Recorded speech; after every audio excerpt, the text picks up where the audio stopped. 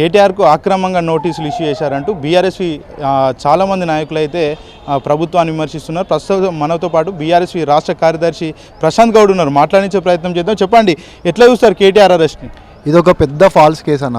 ఎందుకంటే తెలంగాణ రాష్ట్రంలో ఈ అభివృద్ధిని ఓర్చుకోలేక ఇంత మంచి ఐటీ కంపెనీస్ వచ్చి ఎంత డెవలప్మెంట్ అయింది కాబట్టి ఇది ఓర్చుకోలేక కేటీఆర్ మీద ఒక అభాండం వేసి కేటీఆర్ పేరు ఖరాబ్ చేసి ఇది ఒక ప్రక్రియలో భాగంగా ఈ కేసు. ఇది ఒక ఫాల్స్ కేసు అని క్లియర్గా ప్రజలందరికీ కూడా తెలుసు, కార్యకర్తలకు తెలుసు, ఈవెన్ కేసు పెట్టించిన రేవంత్ రెడ్డి కూడా తెలిసింది. అంటే ఆర్బీఐ అనుమతి లేకుండా డబ్బులు ట్రాన్స్ఫర్ చేసిర్రు, 55 కోట్లు స్కామ్ కూడా జరిగిందని ప్రభుత్వం చెప్తుంది. మరోవైపు ఆర్బీఐతో పాటు వివిధ సంస్థలు కూడా చెప్తున్న పరిస్థితి. మీరు ఎట్లాంటి సమాధానం ఇస్తారు? ఇప్పుడు ఇది స్కామ్ కాదు, ఏం కాదండి. ఇప్పుడు ఒక ఇంటర్నేషనల్ పెట్టుబడిని ఆకర్షించడానికి పెట్టిన ఈ ఫార్ములా రేసు.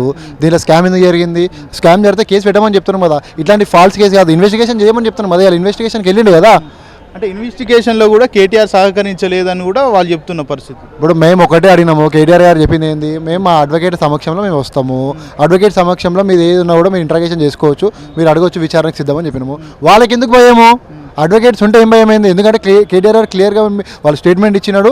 ఇంతకుముందు పట్నం నరేందర్ రెడ్డి అయితే కన్ఫెషన్ స్టేట్మెంట్లో తీసుకున్నాడో అట్లా ఆయన చెప్పకముందే కూడా తప్పు స్టేట్మెంట్ ఇస్తారని చెప్పేసి కేటీఆర్ గారు ఇలా అడ్వకేట్ సమక్షంలో పెట్టుకున్నాడు. ఇలా ఏసీబీకి ఎందుకు భయం అవుతుంది? ఇలా ప్రభుత్వానికి ఎందుకు భయం అవుతుంది అడ్వకేట్ల ముందు విచారణ చేయడానికి? అంటే ఇక్కడ అడ్వకేట్లను కూడా అవమానించిందని అక్కడ అడ్వకేట్స్ కూడా చెప్తున్న పరిస్థితి నిజమే అంటారు.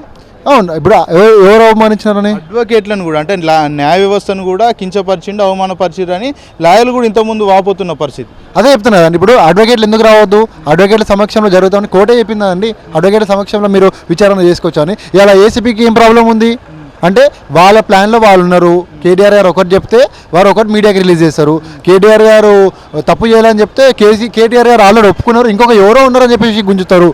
ఇవాళ ఎందుకు చెప్తున్నా, రేవంత్ రెడ్డి గారి డైరెక్షన్లో ఏసీబీ పనిచేస్తుందని ఇవాళ మేము అనుకుంటున్నాము. అంటే విద్యార్థులకు సంబంధించి 48 మంది విద్యార్థులు హాస్టల్లో చనిపోయారు. అది బయట పెట్టకుండా ఉండడానికి ఇట్లాంటి టాపిక్ డైవర్షన్లు కూడా చేస్తున్నారని కూడా చాలామంది బీఆర్ఎస్ నాయకులతో పాటు ఇతర విద్యార్థి సంఘ నేతలు కూడా చెప్తున్న పరిస్థితి. దాని మీద మీరు ఎలాంటి సమాధానం ఇస్తారు? ఈ కాంగ్రెస్ పార్టీ అంటేనే అటెన్షన్కి డైవర్షన్కి ఒక మరో పేరు అనమాట ఇది.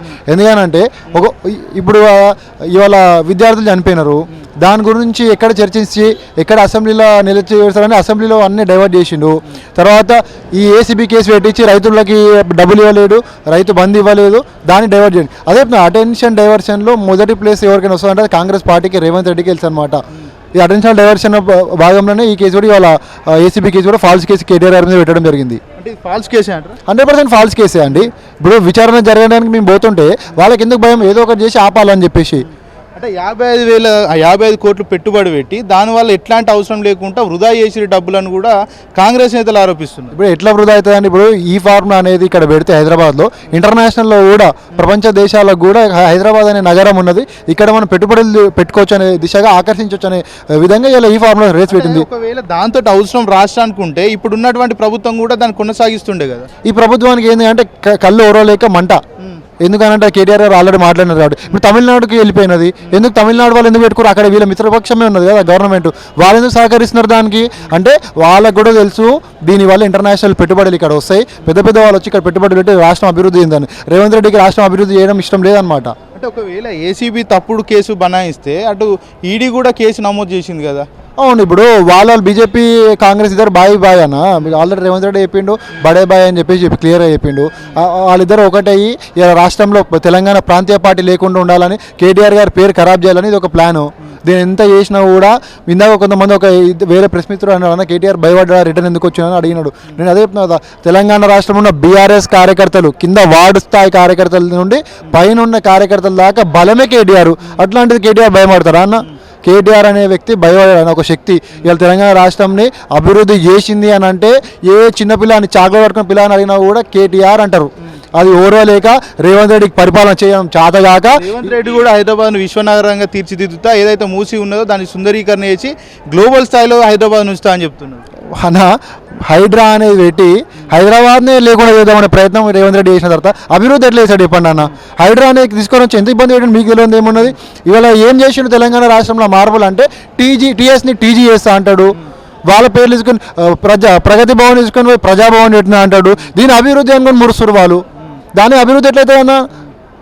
చాలా మంది సీనియర్ నాయకులు కూడా అందులో మంత్రులుగా ఉన్నారు, మరి వాళ్ళు ఏమని నాకు సూచిస్తలేరా ఇట్లా చేయొద్దు ఇట్లా చేయాలి ఈ పరిస్థితి ఉంటుందని చెప్పారు. అక్కడ ఉన్న మంత్రులు మొత్తం డమ్మి. అక్కడ ఓన్లీ నలుగురు బాబాల రాజ్యం నడుస్తుంది. ఓన్లీ రేవంత్ రెడ్డి వాళ్ళ అన్నదమ్ముల రాజ్యమే నడుస్తుంది.